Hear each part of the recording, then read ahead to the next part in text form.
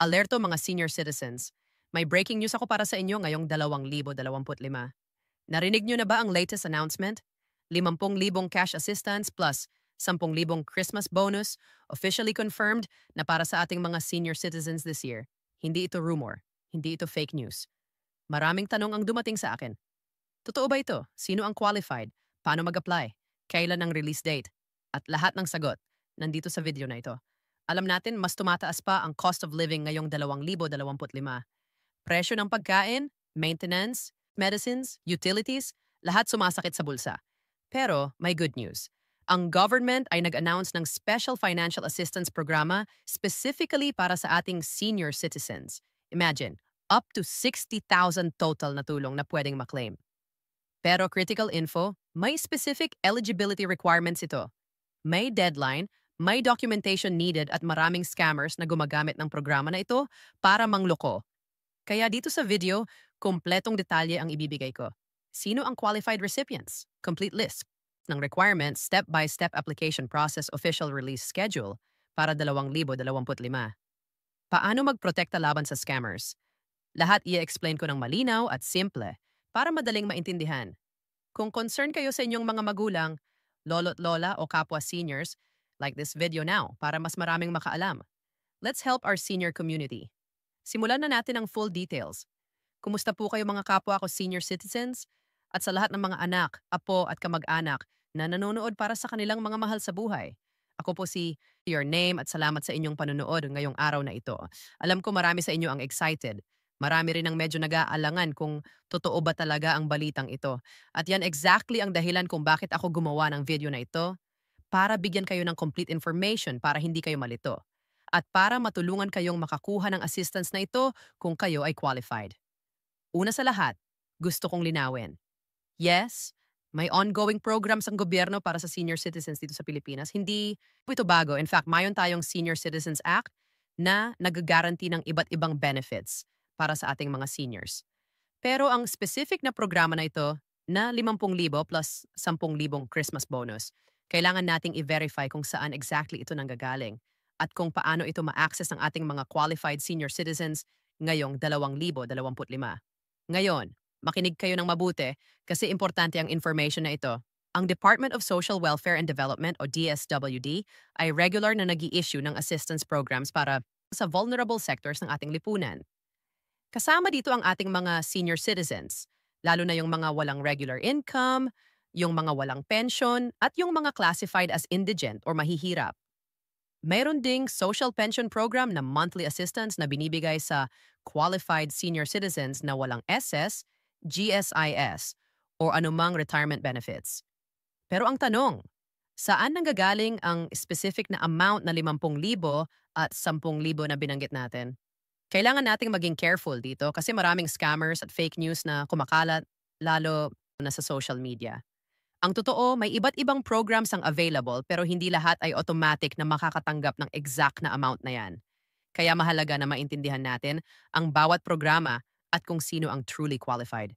Una, pag-usapan natin ang Social Pension Program ng DSWD. Ito ay monthly cash assistance na 500 piso kada buwan para sa indigent senior citizens na edad 60 pataas na walang regular source of income or financial assistance. Kapag i-compute natin yan for 1 year, that's IHE 6,000. Hindi pa yan umabot sa 50,000 pero ito ay regular at guaranteed assistance kung kayo ay qualified. Ang social pension ay released quarterly. Ibig sabihin every 3 months. So makakakuha kayo ng cost 500 per release. Pangalawa, mayon tayong assistance to individuals in crisis situation o AIX program. Ito ay one-time financial assistance na binibigay sa mga nangangailangan ng tulong para sa medical, burial, educational, o iba pang emergency needs. Ang amount ng AIX ay nag-vary depende sa sitwasyon ninyo at sa available budget ng DSWD sa inyong area. Pwedeng umabot ng ilang thousand depende sa kaso. Hindi ito automatically 50,000. Pero kung may legitimate na emergency need kayo, pwede kayong mag-apply dito. Pangatlo, may special programs na in-announce ng gobyerno during election years or special occasions. Dito, usually pumapasok ang mga mas malalaking amounts. For example, during the pandemic noong 2020 at 2021, maraming special assistance programs na nai-release para sa senior citizens dahil sa COVID-19 crisis. May social amelioration program, may bayanihan grants, at iba pa. Ang amounts nun ay umabot ng 5,000 hanggang 8,000 per qualified individual. So, possible na ngayong 2025 may similar programs na ini-announce o plano i-announce ng gobyerno. Ngayon, tungkol naman sa Christmas bonus na 10,000, importante na malaman natin na ang official Christmas bonus na guaranteed by law ay para sa government employees at sa private sector employees na may employer. Ito ang ika-13 buwang sweldo na mandated ng presidential decree. Pero para sa senior citizens na walang employer or retired na, ang Christmas bonus ay usually dumadating in the form of special assistance programs na in-announce ng LGU or local government unit ninyo or special programs ng national government. Maraming local government units ang nag-a-announce ng special cash assistance para sa kanilang senior citizen constituents during Christmas season. Ang ay depende sa financial capacity ng bawat LGU. May mga rich na cities tulad ng Makati, Pasig, at iba pa na nakapagbibigay ng malaking amounts. May mga smaller municipalities naman na mas maliit ang maibibigay, pero may effort pa rin silang tumulong. Kaya, ang 10,000 Christmas bonus na yan ay possible kung ang inyong local government ay may enough funds at may programa para dito. Kaya ang bottom line dito mga kapatid ay ganito. Hindi automatic na lahat ng senior citizens ay makakatanggap ng exactly 50,000 plus 10,000 piso. Pero may legitimate programs na available na kung i-combine ninyo at kung qualified kayo, pwede kayong makakuha ng substantial amount of assistance. Ang key dito ay malaman kung ano ang available sa inyong area, kung ano ang requirements, at paano mag-apply properly. Ngayon, pag-usapan natin kung paano kayo dapat mag-prepare at ano ang dapat ninyong gawin. First and foremost, kailangan ninyong pumunta sa inyong local DSWD office or sa barangay hall ninyo. Doon kayo mag-i-inquire kung ano ang available programs sa inyong locality. Magdala kayo ng valid ID, senior citizen ID ninyo, at kung meron birth certificate or any proof of age, magtanong kayo specifically tungkol sa social pension program kung hindi pa kayo enrolled.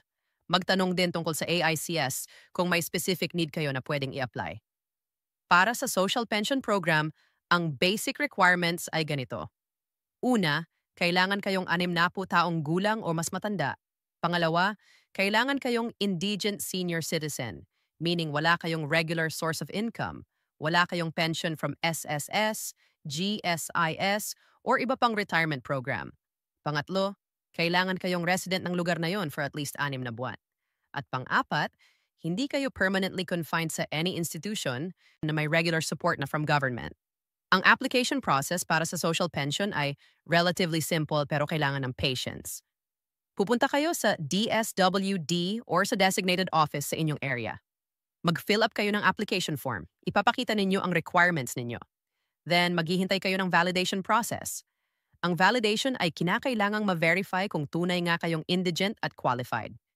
Pagkatapos ng validation at approval, marirelease na yung pension ninyo quarterly. Para naman sa AICS, iba ang process. Kasi ito ay case-to-case basis. Kailangan ninyong mag-present ng proof of emergency need. Halimbawa, kung medical ang need ninyo, kailangan ng medical certificate, prescription or hospital bill. Kung burial assistance, kailangan ng death certificate. Kung educational, kailangan ng school documents. Maghahain kayo ng documents sa DSWD. Mag-i-interview kayo, at kung approved, makakakuha kayo ng assistance usually within few days or weeks depende sa dami ng applications. Ngayon, very important reminder, mag-ingat sa scammers. Maraming manloloko ngayon na gumagamit ng pangalan ng DSWD, ng government programs, or ng mga politicians para manloko.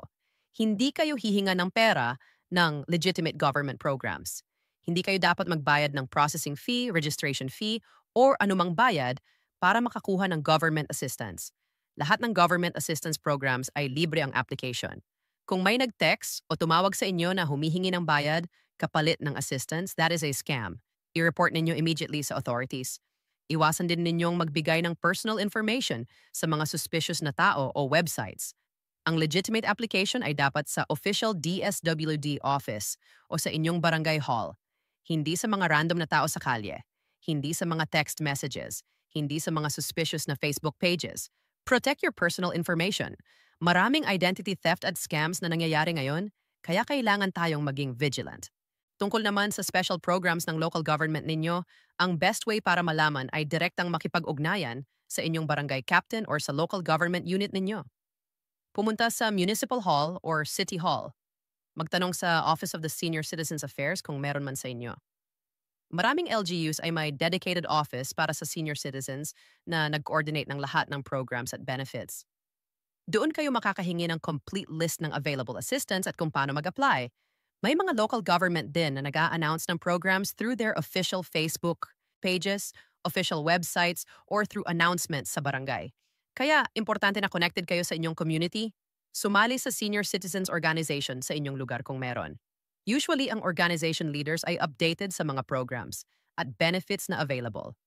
Mas madali din ang processing kung organized kayo bilang group. Bukod sa cash assistance programs, huwag din ninyong kalimutan ang iba pang benefits na entitled kayo as senior citizens.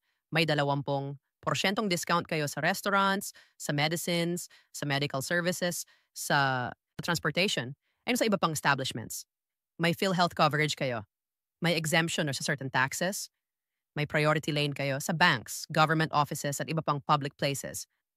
Gamitin ninyo ang senior citizen ID ninyo para ma-enjoy ang mga benefits na ito. Kung wala pa kayong senior citizen ID, kumuha na agad.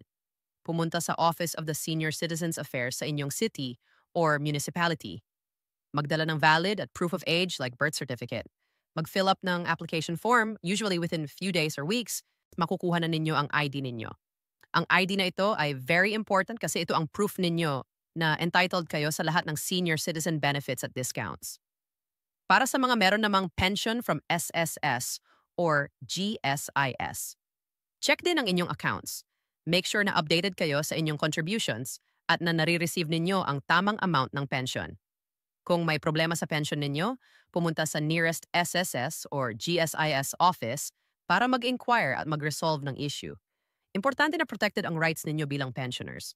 Sa mga may anak o apo na nanonood, tulungan ninyo ang inyong mga senior citizens na mag-apply sa mga programs na ito. Maraming seniors ang nahihirapan mag-process ng documents o pumunta sa government offices dahil sa edad or health conditions. Kayo na ang mag-assist. Samahan ninyo sila sa pag-apply. Tulungan ninyo silang mag-prepare ng requirements. Ito ay isang paraan para ipakita ang respeto at pagmamahal ninyo sa kanila. At sa mga senior citizens na nanonood, huwag kayong mahiya o matakot na mag-apply sa assistance programs. Ito ay karapatan ninyo. Ang government programs ay ginawa specifically para sa inyo. Hindi ito charity. Ito ay entitlement ninyo bilang senior citizen ng bansang ito. Kayo ay nag-contribute sa lipunan through decades ng trabaho at serbisyo. Ngayong senior na kayo at nangangailangan ng tulong, karapatan ninyong humingi ng assistance. Tandaan din na hindi lahat ng benefits ay monetary. May iba pang services na available para sa inyo.